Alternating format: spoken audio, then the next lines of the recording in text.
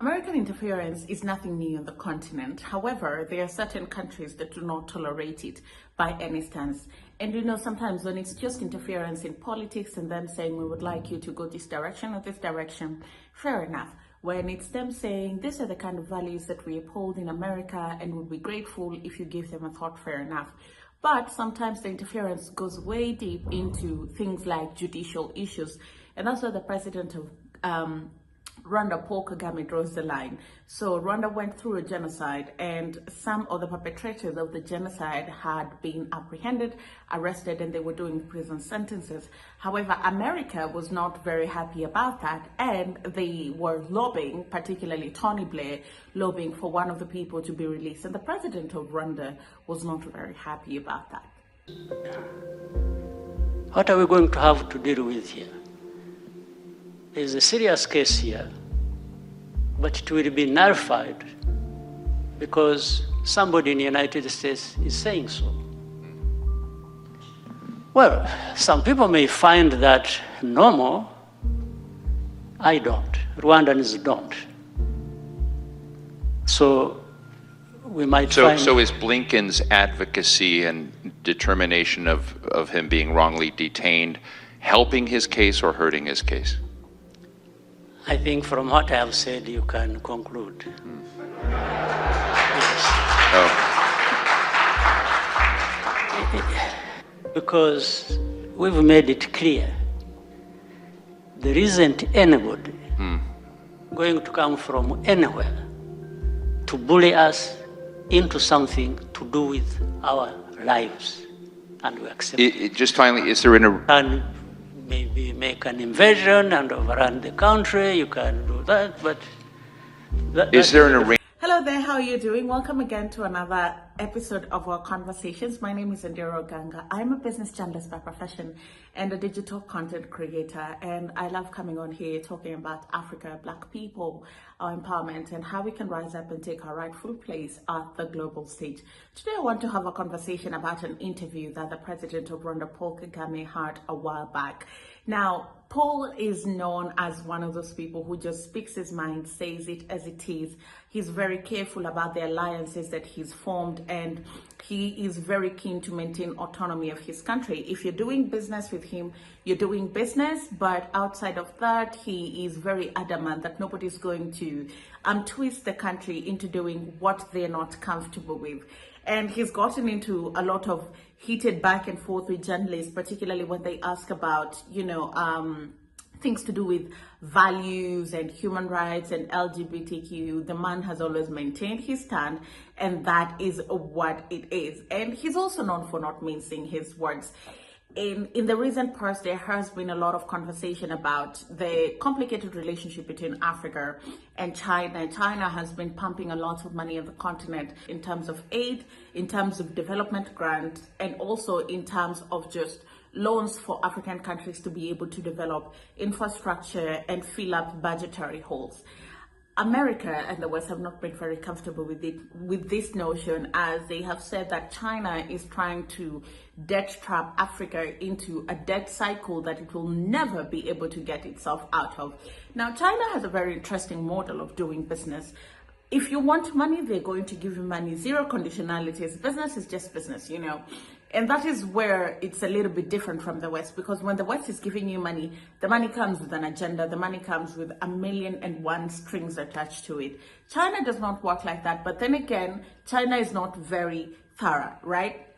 And that, I think, is where people bring the point of they are trying to debt trap you, because the contract is just a contract, and it's almost like they're not worried about your inability to pay. And that brings the point of them reclaiming the port of Sri Lanka. There was a time there was an issue with the airport in Zambia because Zambia was unable to pay back its debt to China. And so a lot of these things and how China does its business, it doesn't scrutinize the deals. So there's a lot of room for misappropriation of funds and corruption when you're taking money from China. But the bottom line remains that China doesn't care what you do with the money, because at the end of the day, one way or the other, you'll have to pay them. And so in the interviewer asking President Paul Kagame, what he thinks about that debt trap and debt cycle between China and Africa. President Kagame just says it as it is. Both parties are very problematic. There's something to be said about China's adamance of giving Africa money over and over and over again. Yet you know the financial ability and capabilities of this continent. You know that there's certain countries that you give money that have a history of misappropriation, yet you do not do your due diligence when you're giving them money. So what is your real agenda when you're giving these people money? There's also something to be said about African leaders that are greedy and keep going to China to take money that they know their governments have no means of being able to repay back. Case in point, Kenya, they went and took a huge loan from China to do the standard gauge railway. They misappropriated the funds. They gave us a substandard railway. They could not even finish the project. Now Kenya is left with debt. If you look at the nitty-gritties of that contract, a time came when bits of it leaked and it said that China will have total control of the railway station for 25 years, then give it back to Kenya. Most of the raw material that was used in the project came from China. Most of the labor came from China. So the money is left in China. Then they are bringing labor to your country. So the benefits that you get are very little. And that's exactly what President Kagame points out. If there is any debt trap within a country and China, I think we should blame it on both sides. Because if you keep being drawn into a debt that you're not sure how you're going to repay the debt, then you also have a problem as the one who keeps giving you money. But for them, those ones who keep giving you money and knowing that you won't be able to pay, maybe for them it's a plan. In the end, they own everything about you. So that's a problem. But I have to say this, given China's or any other country's investment, say in Africa, China will necessarily find a way to bring their money into Africa because it is simple that there are gaps and therefore they take advantage of filling those gaps. But my question should go to the other side, whether United States or Europe or others. Where are there these gaps? Why don't you make the investments? The investments gaps that China takes advantage of and comes and does whatever they do. So you can't complain about China coming to Africa and doing whatever they are doing, bad or good, and you are there not doing anything about investing yourself in the continent. I think this has to be looked at critically, and maybe it will help address most of this. Some people may not go to China if they are having what they need with others. President Kagame also says that one of the reasons why African countries are looking away from the West is because of the terms of business that comes with doing business with the West. As I had mentioned earlier, Western powers are not very easy people to deal with. What you see is not what you get. There are always 1,000,001 layers to it.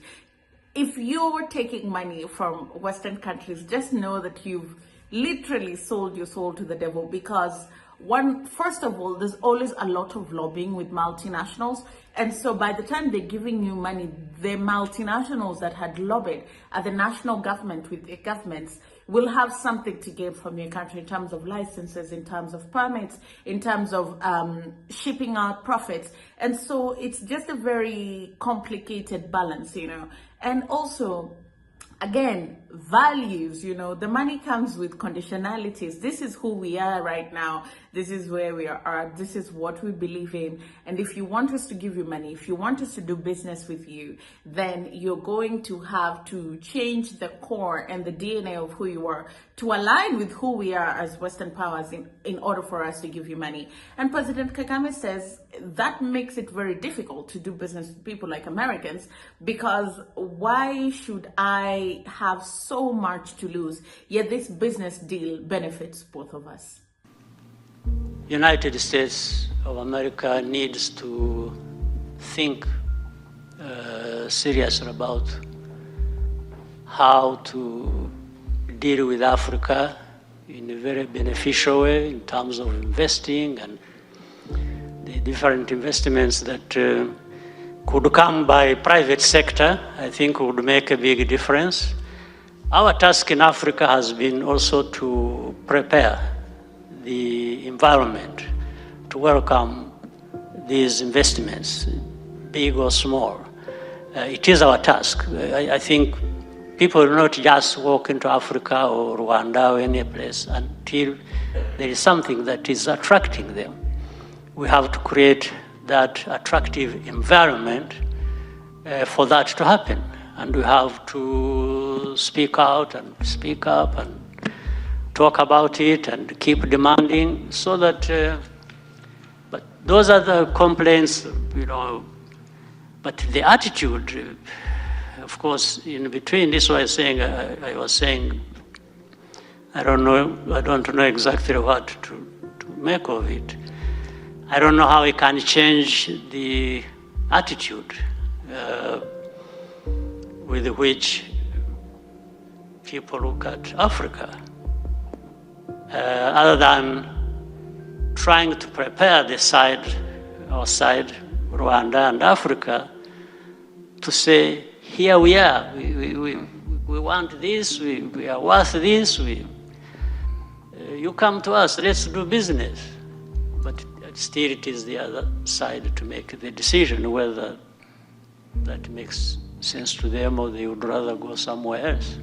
President Kagame has also faced a lot of criticism because he's been in power for a long time. They changed the constitution to also enable him to vie for a third term, and he was asked if he is going to be in power forever or he's going to consider being a senior president or a senior prime minister at some point.